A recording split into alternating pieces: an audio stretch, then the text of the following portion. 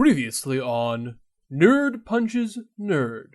Yeah, Grant Morrison, basically, at one point he came to the set, he said, I think your movie should be about something called The Invisibles. Alright, that's great, Grant. Yeah, this movie's actually, it's about ponies. No. Yeah, let me tell you, I'll just write it. It'll be called The Matrix. And he writes it down, and we'll just throw this in the trash for you, Grant.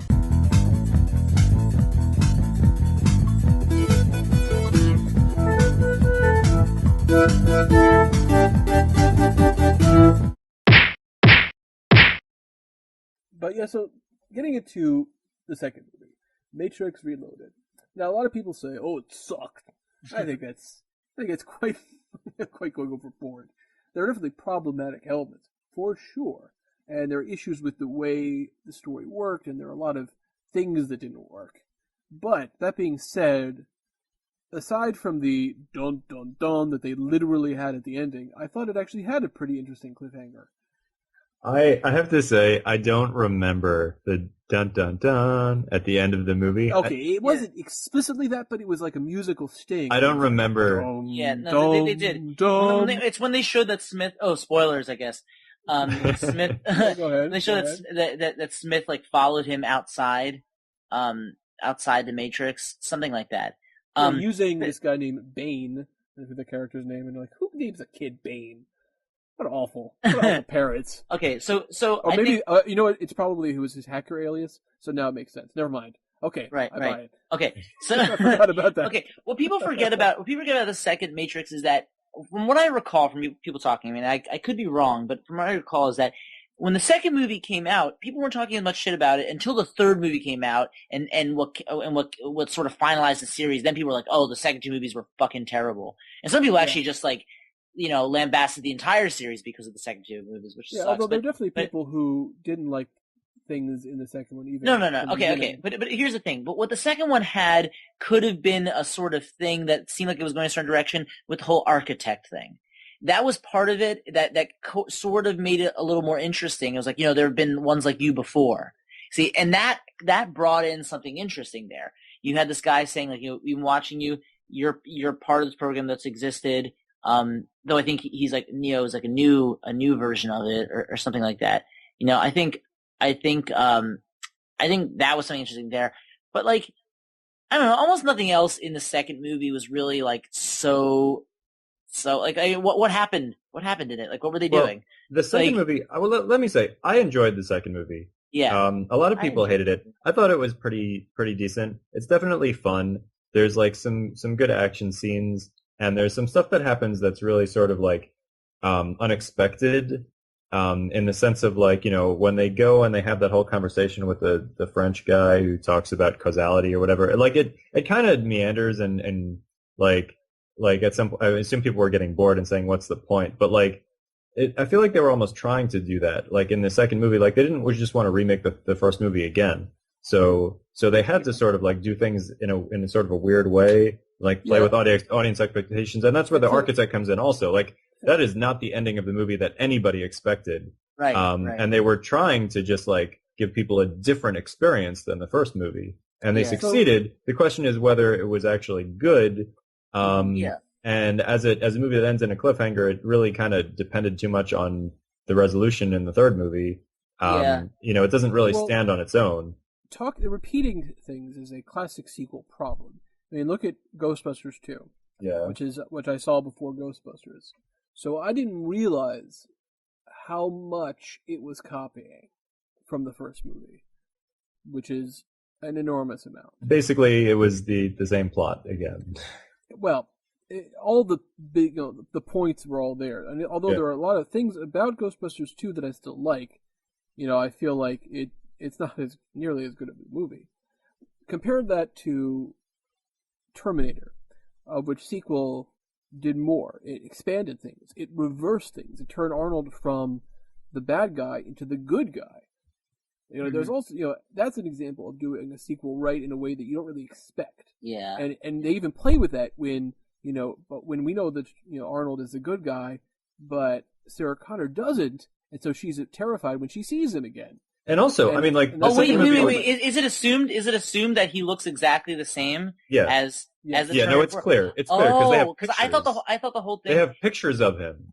Oh, They because I thought the whole like, thing. I didn't realize that because I mean I watched it a long time ago, the second one, but like I thought the whole thing was just they were just kind of like being like, oh, it's just a given. It's an actor, so like whatever they can be whatever. But he actually no. looks like a He is supposed to look exactly the same.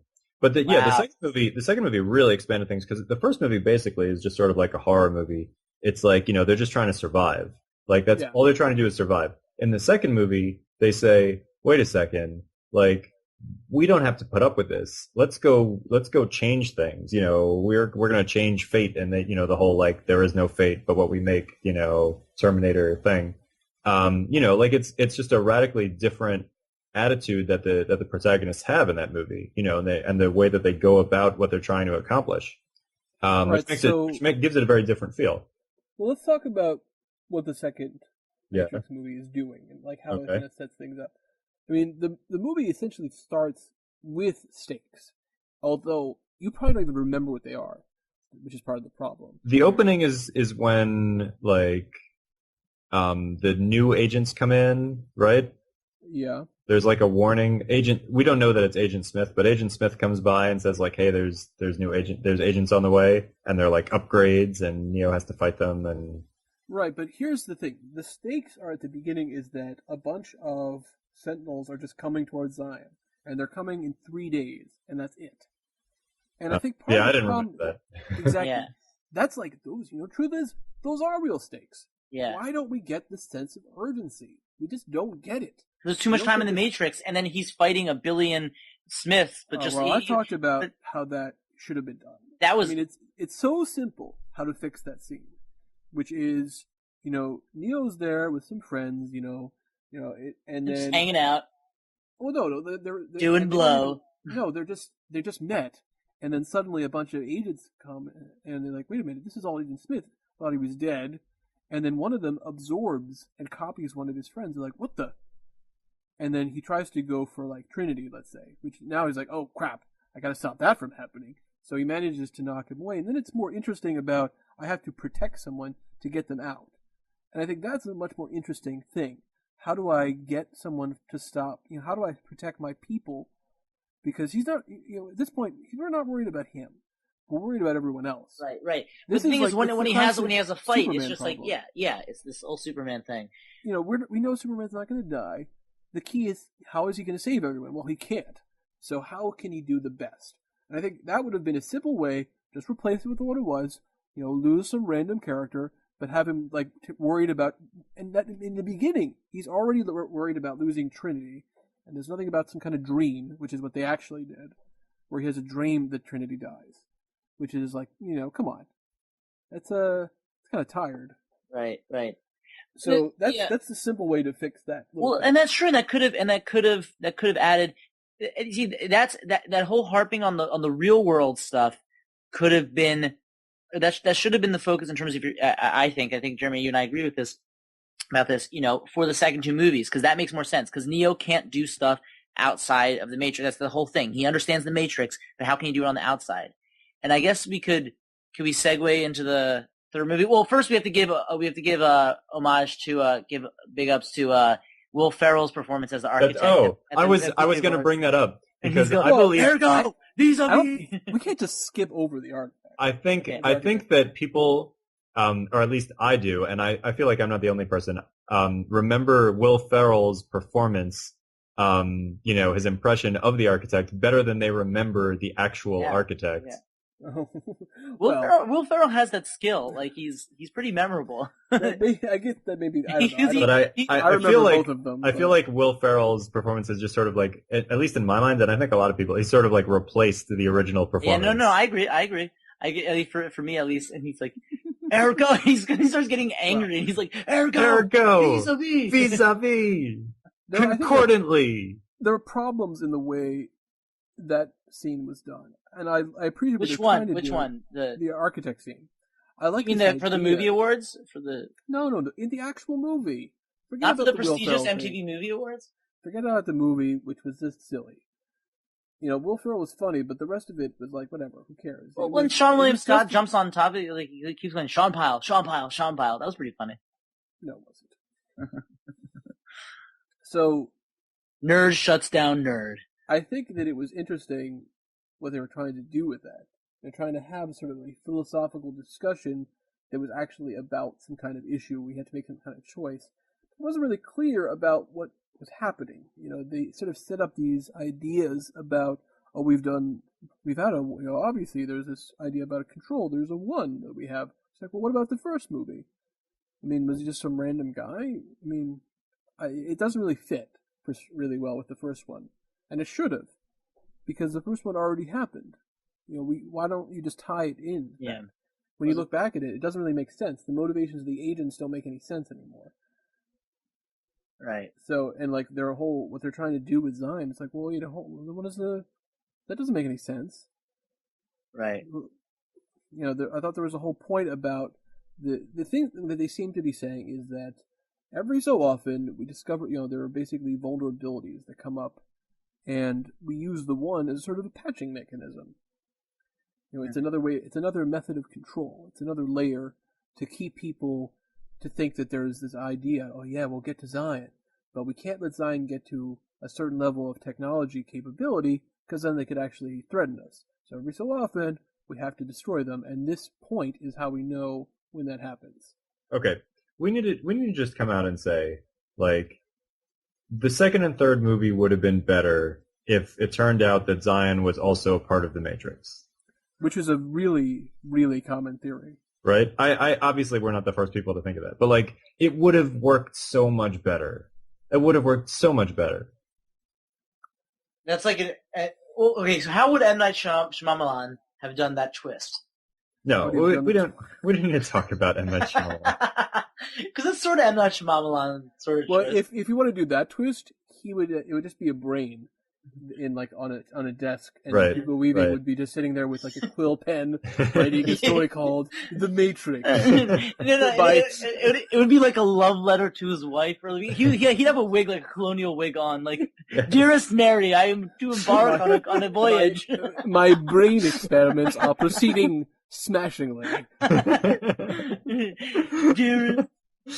And then he burns the letter and yes. on the candle, and he starts crying. Yes. Somebody get M. Night Shyamalan on the phone. That's awful. It's a terrible ending. It's fantastic. Podcast over. we did it. We cracked the Matrix. We did it. Well, I think that that's an interesting idea. The only problem is then where do you go? Do you just end it with like despair? What? It was all another Matrix? I mean, where does he wake up? Who's there? What's there? Now you're adding like so much more that you have to worry about. I mean, it gets more complicated. I guess what I'm saying. There's a lot more that you have to worry about. I mean, like, is there a real, like, I understand, like, is there a real world? What's the whole thing? I mean, it just kind of seems like you could do that because it's like, you could just do that. It's kind of like bullying the audience, I feel like. You see what I'm saying? It's kind of like, yeah, you can do it and you can make sense, but it's kind of just like overpowering them and just being like, yeah, well, there really isn't any hope. How could you think that? And that's not exactly the point. I think, and I think that kind of invalidates the first movie, which is the problem, Sam, with that theory. Which is like cool as it is, I really don't think it works thematically. If I'm honest with you, I think that it's an interesting idea, but you would need then to do it. You couldn't have that be the ending.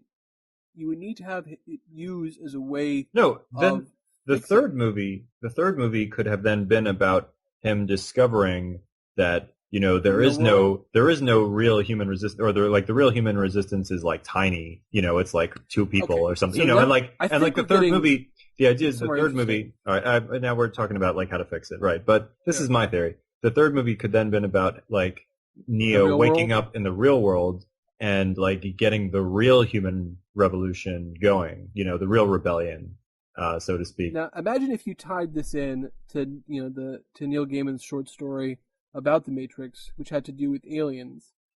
Like imagine, which sort of indicates that there were aliens that were throwing rocks at the Earth. Okay, hold on. Slow down a little bit, because I don't think anyone's going to have any idea what you're talking about. So basically, there was this comic book It had a that was like a collection of companion comics. Yeah. to The Matrix, and it had a bunch of stories, and Neil Gaiman wrote one of them. And in one of the stories, apparently there were these aliens, and they were going to attack the Earth by like just taking random Well, orbiting, they or they were attacking attacking the Earth by taking random whatever, I don't know, Rocks. asteroids or Yeah. comets Space or something, rocks. and just kind of flinging them at the Earth because that's a really effective way of tearing shit up. Damaging. Yeah. So that's the plot basically, and Jeremy, you can take it from there. Yeah. I mean, Aliens throwing space rocks. Go. Yeah. Essentially, the Matrix basically trains humans, like a bunch of humans, to try to help save the day, and then sends them out to, try to stop the aliens, and of course they do. And it's sort of an interesting thing because, I don't get into the specifics, but it was an interesting idea. Now, you don't necessarily have to be. You could say, I know that's adding extra complexity to a sci-fi story to have aliens involved, but it could be just, cataclysmic events. We've talked about how it was the end of wars, like nuclear wars.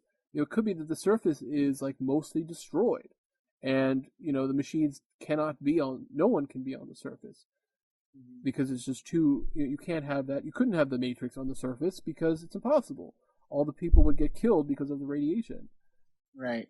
So, I think then you could have a sort of interesting thing about.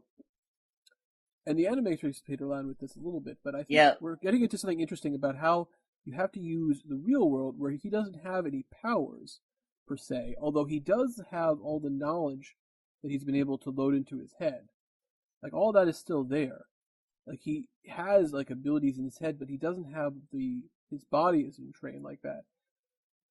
And I think you could get to something more interesting. Like, some of the stuff they played around with Dollhouse, like, with the switching memories and expertises. It would be interesting if, like, there were people that actually were able to retain some of that to try to do something.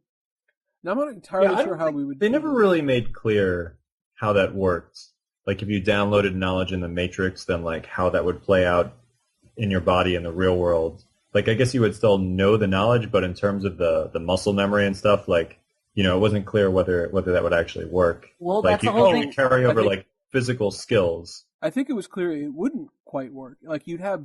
Like, because your reflexes would not be built into your body well enough. Right. I think a big thing is the reflexes and all that, and that your mind really in sync with your body. I think that's a good way to talk about the third one. That, I mean, my theory all the time about how it could have been done well, because I don't think they really actually thought that Zion was part of the Matrix. I really don't think that was their idea, especially seeing the Animatrix. But we can get into that in a bit. But the whole thing is that I always thought that the best scene in the third movie, and I thought actually it was a tense scene, was when Neo is fighting Smith, like in the real world. Both of them are outside of their power zones. It's a great way, I think, to round out like the series, or at least to get towards the end of it, because they have to fight each other in this debilitated state. It's much more raw, and then Neo gets blinded, and it's all that. Like, I thought that's a really cool way. Well, it's stakes. Yeah, the stakes were there, and I thought that was a really cool thing. And they could have really played with that more. I think it could have been good. In fact, they could have done the second movie was they're coming towards Zion, and like Neo's trying to do stuff in the Matrix to stop it, and then Neo actually has to face, he has to face Smith in the real world. Like, I think there's a lot to it, and I think that would have been much better. I think, but remember the thing about that, like, Smith isn't one person. It isn't like there's like a soul. Oh, wait a minute. That, like, hold on a inhabited second. this guy's body. Like, Smith he copied himself.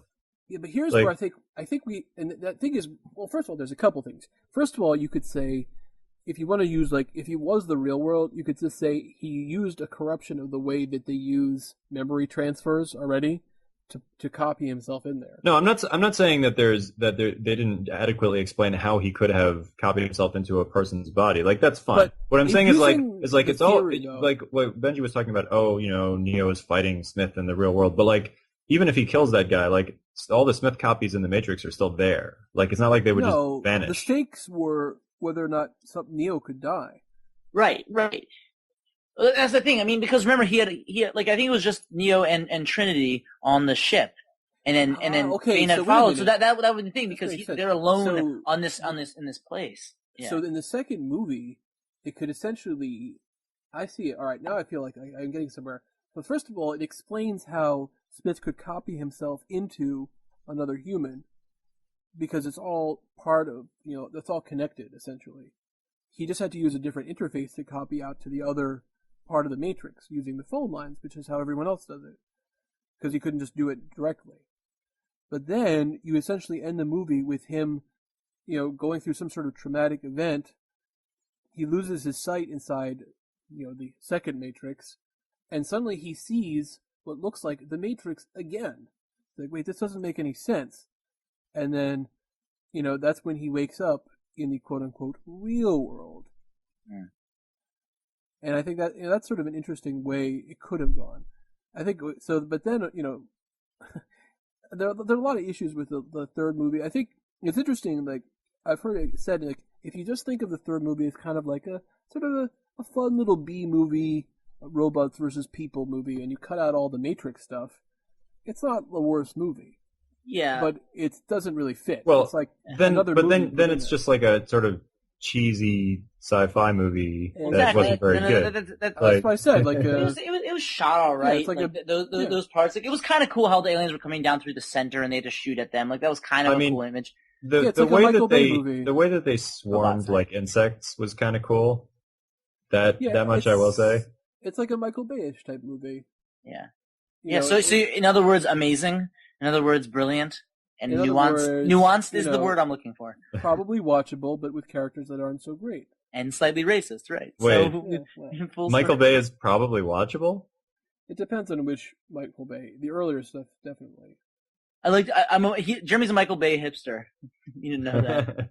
The Rock is good. He did make Bad Boys, right? Yeah, he did. I like Bad Boys. I know. So can we talk about the Animatrix? Because I'm all about it. Yes, we should talk about the Animatrix. Basically, for those who don't know, the Animatrix. You said it was made between the second and third one. It was released. It was released between the second and third one. It's a collection, I think, of 9 films, 9 like short films that were kind of like fanfics of the Matrix. I actually used to think that one of them, the Second Renaissance, was made by the Wachowskis, but actually it wasn't. It was made by someone else. Anyway. Well, they weren't fanfics. They were like officially sanctioned. No, that was the thing. They were sanctioned fanfics, which was great. It was what was cool about it is as if they were like just part of the Matrix. It's like part of the Matrix universe. It's like comic books. It's like a shared universe kind of thing. They were so many of them, at least most of them, I thought were so well done and approaching just like how the Matrix approaches so many different angles in different dimensions, so to speak. Like it approaches special effects and aesthetics and music, but also ideas and sci-fi and all these things. And then story, same thing with the Animatrix. So you start out with this 2-part thing, the only one that had 2 parts to it, which is the Second Renaissance, which basically goes through the history from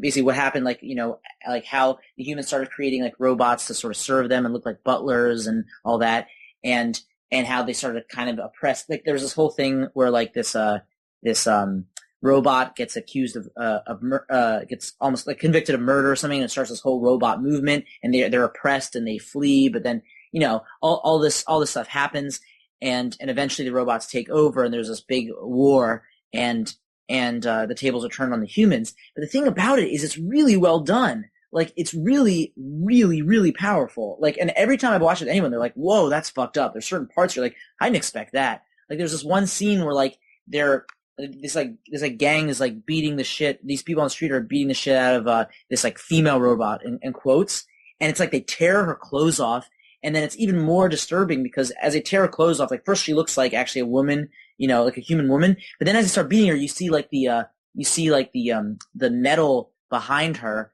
and she's kind of screaming. It's like a half scream, half like metallic scream or something. It's like crazy, and then later on when the machines take over, like it gets really graphic with how they sort of oppress the humans and torture them and all that. So it's really powerful. And the interesting thing about it is like unlike the Silmarillion, even though I haven't really read the Silmarillion, sometimes when there's like a whole world and they try to then the original authors try to create the origin story, it often sometimes I think takes away from the original piece. But this was really good addition. It actually summarized what happened without taking away and actually adding more to the world. And also, just like the Matrix, the pacing in it was really good. like really excellent. And then Well, they had part of why it really adds to the story instead of taking away is that, like, I mean, to compare it to the Silmarillion, like the Silmarillion was basically Tolkien's Bible, you know, like Right. it was like writing the, you know, and it's sort of biblical, and so it's got that kind of like dry tone to it. right, like all of Tolkien, right? I agree. No, but more than other Tolkien, it's more biblical. Yeah, it's consistent, right? Yeah. Anyway, but the movie that you're talking about, that, you know, the short animated piece is mostly done in sort of like a documentary style, I think, if I'm remembering right. Yep.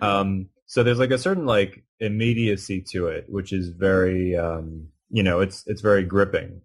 Yeah. And it's, you know, and so it's just sort of giving you some of the background, you know, things that happened like I don't know, decades or even like I don't know, a century maybe before like the actual setting of the Matrix.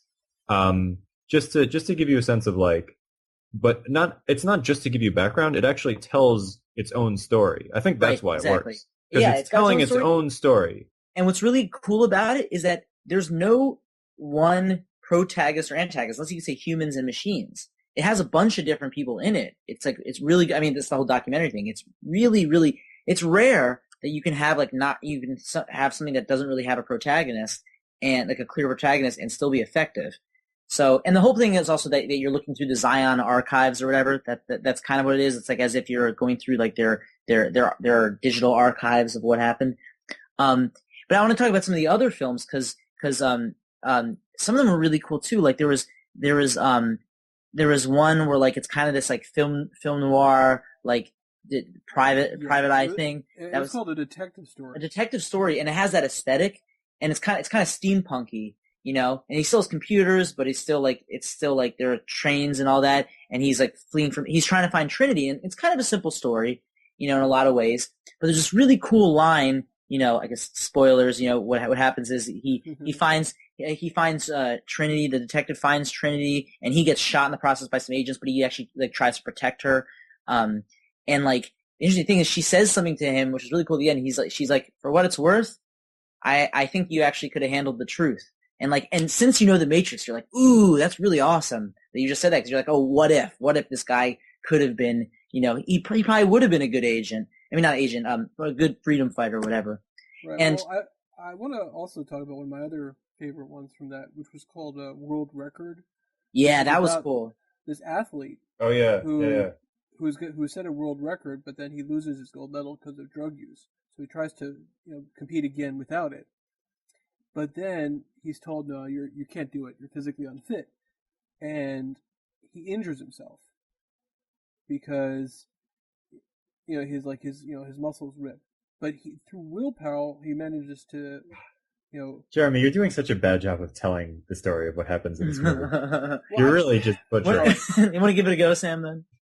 What happens? It's about this sprinter, and I'm sure that Jeremy has got the details right. Whatever, he had a world record and he got used drugs. I don't remember that part. The point is, he's in this race and he's pushing himself to, you know, like to go faster than he's ever gone before. And he actually like he gets into the zone where he pushes himself so far that, as Jeremy said, you know, his muscles actually start to like tear themselves apart, and he breaks through the Matrix essentially. Like, you know, he sees the code. Yeah. He sees the code because doesn't he wake up, right? No, he wakes up. Right. He does wake up. Yeah. Right. Yeah, and then I think it ends with him like in a coma or something like that. Or almost. And then the last thing he says is like, you know, and William Wallace shows up and cheers him on, you know.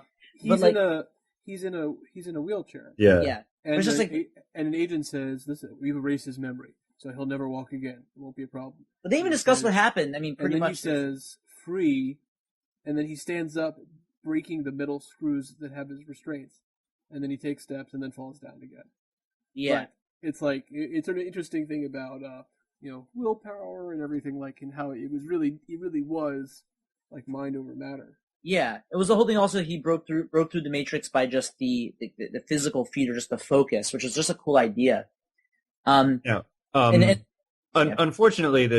I see that as now that I'm thinking about it, it is kind of a continuity problem, because it kind of implies that like he is actually the one, or No, like it doesn't. No, it He doesn't. see No, it he doesn't. doesn't see the code.